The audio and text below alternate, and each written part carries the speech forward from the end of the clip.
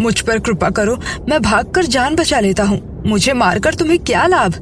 भैरवी ने निराशा से सिर हिलाया। तुम उसे नहीं जानते। सुनो, मैंने समझाया, ये सिद्धि वाली बात मुझे बकवास लगती है। यह कोई पागल है जो वाम मार्गी तांत्रिक सिद्धि की चेष्टा। नहीं, ये सब सच है। भैरवी ने ऐसे समझाया, यह तांत्रिक भूतकाल सिद्ध कर चुका है। मैं जानती हूँ अब यह तुम्हारी बलि देकर समय सिद्ध करेगा। लेकिन तुम अपना जीवन क्यों नष्ट कर रही हो? उसने मुझे भैरवी बनाने को पालकर बड़ा किया है, मैंने आश्चर्य से कहा।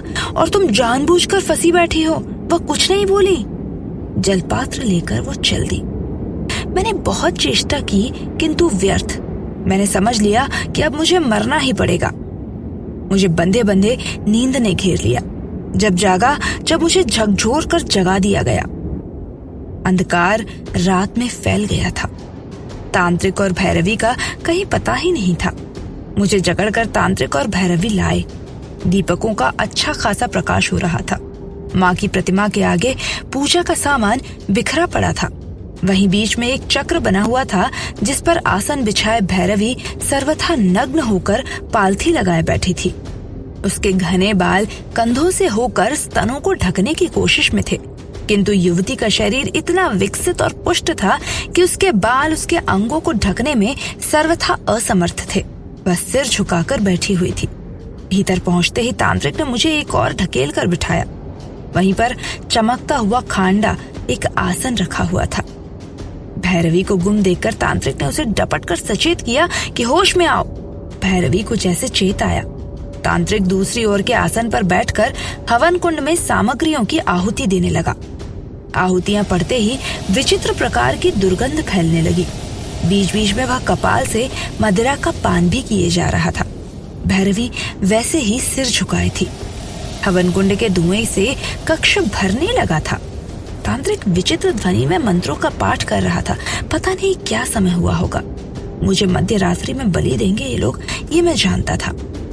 तांत्रिक ने भैरवी की पूजा आरंभ की। उसे पीने को मद्य दिया। न जाने कब तक वह तंत्र अनुष्ठान चलता रहा।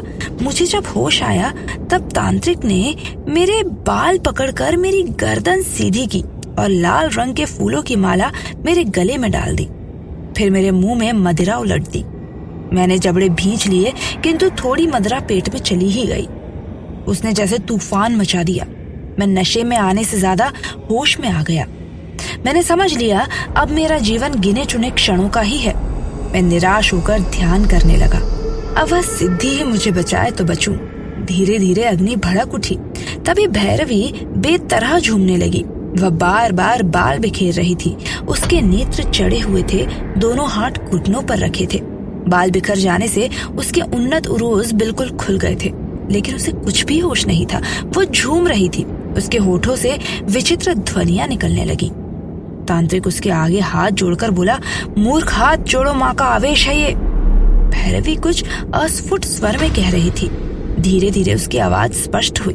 तांत्रिक ध्यान से सुनने लगा। मैं भी सुन रहा था। भैरवी के कंठ से अट्टहास निकला। तांत्रिक सहम गया। तांत्रिक ने खड़ग उतारा और भैरवी से कहा, भैरवी, ये खड़ग लो, इसका मस्तक विछिन्न कर दो। भैरवी सर्वथा नग्नावस्था में उठ खड़ी हुई। उसने खड्ग उठाया। मैं विवश था। मेरे दोनों हाथ पीठ पर बंधे हुए थे। मैं समझ गया कि अब मेरा अंतिम समय आ चुका है। भैरवी ने खड्ग तौला। बोली, आप माँ को प्रणाम तो कर लें। वामचारी तांत्रिक ने घुटनों के बल माँ की प्रतिमा के आगे झुककर भूमि से धूल से सना मस्तक टका दिया। भैरवी ने पलक झपकते ही खड्ग से दोनों हाथों को सिर से ऊपर ले जाकर भरपूर वार किया और तांत्रिक का सिर कटकर एक और लुढ़क गया। भैरवी ने कहा, भाग जा मूर्ख, कहकर ये मेरी रस्सियां काटने लगी। तभी बिजली सी कड़की। ऐसा लगा जैसे बाहर प्रचंड चक्रवाती तूफान चल रहा हो। दीपक बुझ गया और मैं भागता रहा। कुछ समय बाद मैं थक कर गिर गया। जब आंखें खोली तो कुटिया में स्वयं को पाया। चौंक कर उठ बैठा। न भैरवी का कुछ अता पता था, न उस वामचारी तांत्रिक का। मैं तड़प कर उठ बैठा। ऐसा लगा कि किसी चमत्कार से मैं बच गया हूँ। यह भी संयोग था कि मैं जिस दिशा में भागा, राह में मुझे सिद्धि मिल गई। वह परेशान लग रही थी। मुझे देखकर पूछने लगी कि तुम किधर चले गए थे? मैं खोज रही थी तुम्हें। मैं क्या कहता, बड़े ही संकट में फंस गया था। बाल बाल बचा हूँ, लेकिन तुम मुझे खोज रहे हो। कल से क्यों? अभी तो तुम मंदिर में थे, वो बोली। मैंने चकराकर कहा, मैं तो कल से फंसा रहा एक दुष्ट तांत्रिक के फेर में। वह मेरी बलि देने जा रहा था। सिद्धि हंस पड़ी। मुझे सब पता है। मुझे ये भी पता है भैरवी को आवेश आया था, और हाँ, ये भी पता है उसने तुम्हें भागने के लिए खोल दिया था। पर शायद तुम्हें ये नहीं पता कि उसके आवेश में मैं ही थी। मेरे पास तुम्हारी जान बचाने के लिए परकाया प्रवेश ही एकमात्र मार्ग था। एक मार्ग मैंने उसे अपना लिया था। फलस्वरूप इस तरह तुम जीवित हो। तंत्र मार्ग में संभव था, इसीलिए ही भैरवी को अनिवार्य कहा गया है। मैं सिद्धि की इस शक्ति पर मोहित हो गया। मन कह उठा, ऐसी भैरवी और कहाँ मिलेगी। लेकिन मेरी आंखों के सामने रात वाली भैरवी का वह मादक रूप वहां अभी भी तैर रहा था। मुझे और सिद्धि को उत्तराखंड में घूमते साधना करते काफी समय व्यतीत हो गया था। एक दिन प्रायः उत्तर प्रदेश के मेरठ शहर के जनपद रुस्तमपुर बावली में रहने वाले पंडित राम प्रकाश शर्मा तांत्रिक जो थे, वो मेरे पास पहुँचे। उन्होंने मुझे गुरुजी का संदेश दिया कि तुम तिब्बत की ओर प्रस्थान करो। मैंने और सिद्धि ने तुरंत ही तिब्बत की तरफ चलने का कार्यक्रम बना लिया। कुटिया को तुरंत तोड़ दिया गया और तिब्बत की ओर हम चले गए। तिब्बत विश्व का सबसे निराला देश। यहाँ का जनजीवन निराला है। तंत्र साधना की पद्धति निराली है। परंपराएं भी अनोखी हैं। प्रेत विद्या में उनका विश्वास भी है। वह पुनर्जन्म और अवतारवाद में अटूट विश्वास रखते हैं। उनकी मान्यता है कि अगर किसी बौद्ध धर्म के कर्म अच्छे हों तो अगले जन्म में वह बौद्ध के रूप में ही जन्म लेगा। तिब्बतियों का यह भी विश्वास था कि देवी देवताओं या प्रेतात्माओं के कारण ही संकट और विपत्तियां आती हैं। इनको प्रसन्न करके विपत्तियों को टाला जा सकता है। इस कार्य में तंत्र विज्ञान और तांत्रिक महत्वपूर्ण कार्य करते हैं। तिब्बतियों की यह भी मान्यता है कि तांत्रिक प्राकृतिक शक्तियों पर नियंत्रण रखने में समर्थ हैं। वह प्राकृतिक आपदा को रोककर फसल को नष्ट होने से बचा भी सकते हैं। स्थानीय देवताओं या प्रेतात्माओं के कोप के निवारण के लिए वहां सिद्ध तांत्रिकों का सहयोग लिया जाता है। इन तांत्रिकों में रूढ़ियों और विश्वासों का अद्भुत संतुलन है। इनमें लामा भी सम्मिलित थे। बौद्ध धर्म और तंत्र मार्ग में अंतर समझ लेना सरल नहीं है। यह दोनों तिब्बत में इस तरह घुल मिल गए हैं कि लोगों की यही धारणा बन गई है कि दोनों में कोई विशेष अंतर नहीं है। यहाँ के बौद्ध बोधिसत्व में विश्वास रखते हैं। इनके बारे में यह विश्वास है कि ये बुद्ध भगवान के अंश हैं, जो समय समय पर मानव के कल्याण के लिए जन्म लेते रहते हैं। बोधिसत्व अवलोकित ईश्वर बौद्धों के देवता हैं। इनके विषय में कहा जाता है कि ये बराबर प्रकट होते रहते हैं।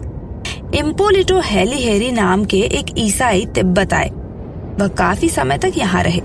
वह उनके धर्म रीति रिवाज से चकित हुए और भ्रमित भी।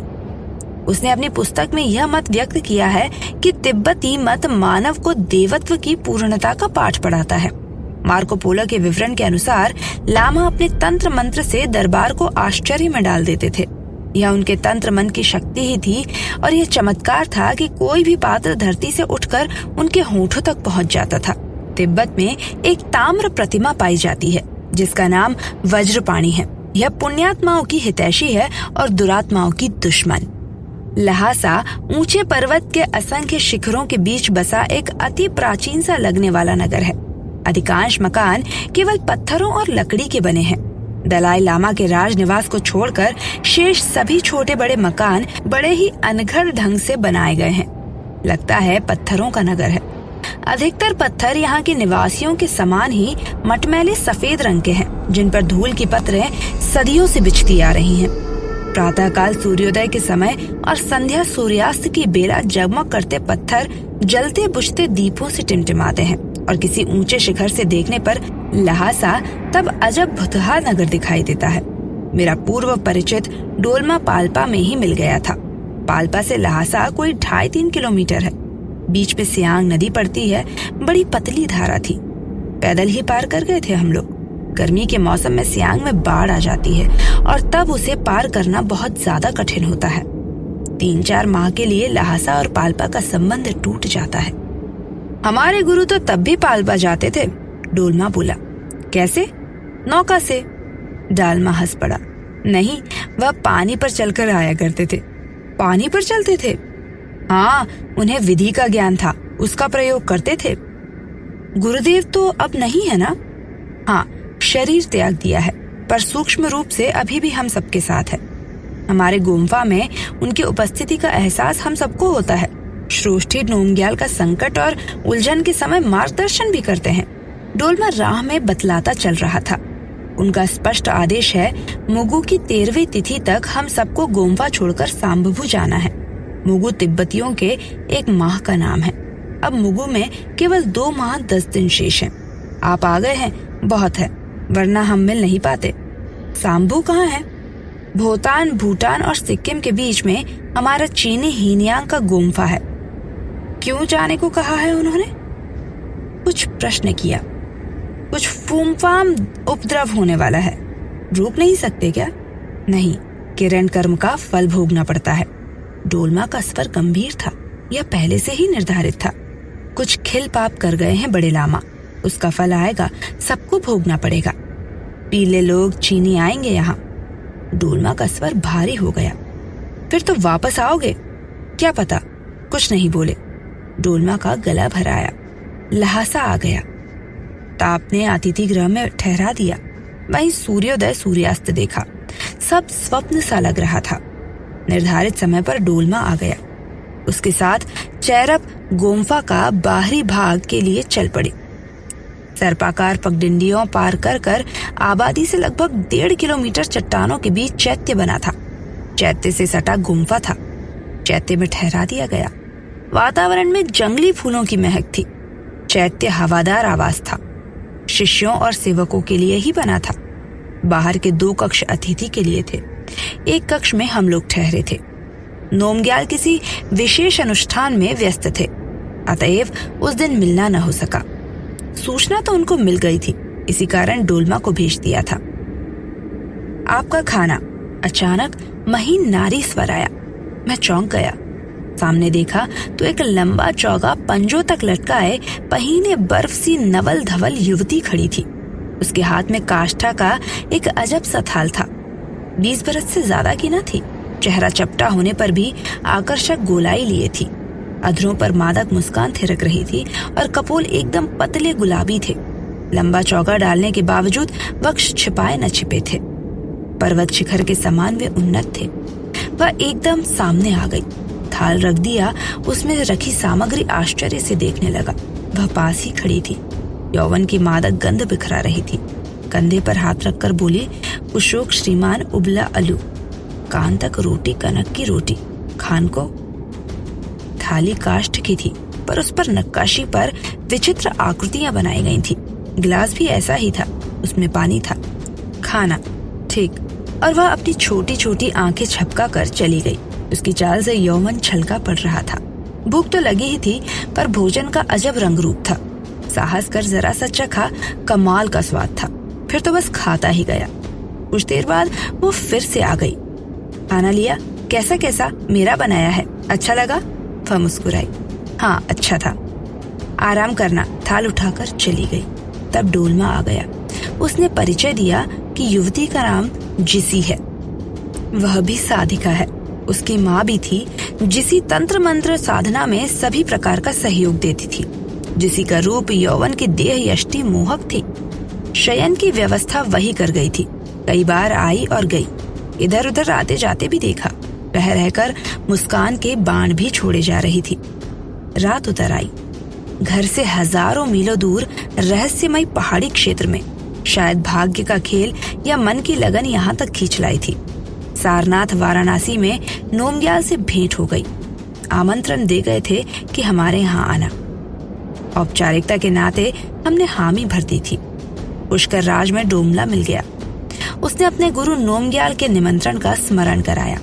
आपको जरूर से आने को है। अब तो स्वीकार करना ही पड़ा। फिर मेरे मित्र डॉक्टर RS प्रातांत्रिक और राम शंकर काशी ने तिब्बत के रहस्यमय तंत्र विषय में बतलाया तो उत्सुकता और जाग उठी। इस कारण सिद्धि के साथ चल पड़ा।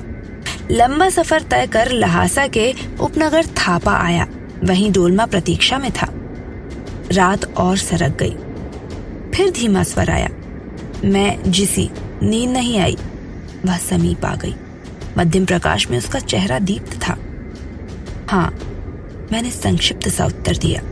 वह मेरी शैया पर बेझिझक बैठ गई। हमको भी नहीं आती, सब टूटता है। उसने घातक अंगड़ाई ली। उसके शिखर उरूज और उन्नत हो गए।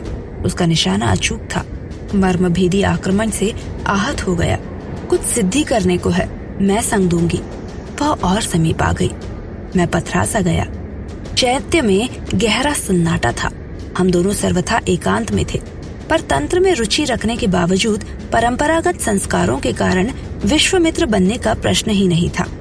धीरे से मुस्कुरा दिया। अच्छा ठीक है। जिसी की सांसें गर्म थी। शायद वह बेतरह झुलस रही थी, ठंडक के लिए व्याकुल थी। रात खूब हो गई है, सब सोया है। उसने परोक्ष में प्रोत्साहन दिया। हाँ, तुम भी सो जाओ। सो जाओ पर नींद नहीं आ जाएगी, प्रयत्न तो करो। जाओ, सो जाओ। जिसी ने पत्थर को भी पानी कर देने वाली मादक दृष्टि से देखा। एक बारगी सिरा गया और पसीना आ गया। कसकर मुट्ठियां भी भींच ली। हाँ, तुम सो जाओ, मुझे भी नींद आ रही है। पट्टू तानकर लेट गया। जिसी ने अंतिम वार किया। जरा सा पट्टू चादर खींचकर अपना चेहरा एकदम पास लाकर बोली, नींद आ गई क्या? हाँ। मैंने चादर से कसकर मुंह ढांप लिया। जिसी भारी मन से ठंडी सांस लेकर चली गई तो अपने को बेतरह धिक्कारने लगा। उफ, कैसा अवसर, कैसी बर्फ सी धवल नवल गहराई देह, उन्नत यौवन, दांत पर दांत कस लिए।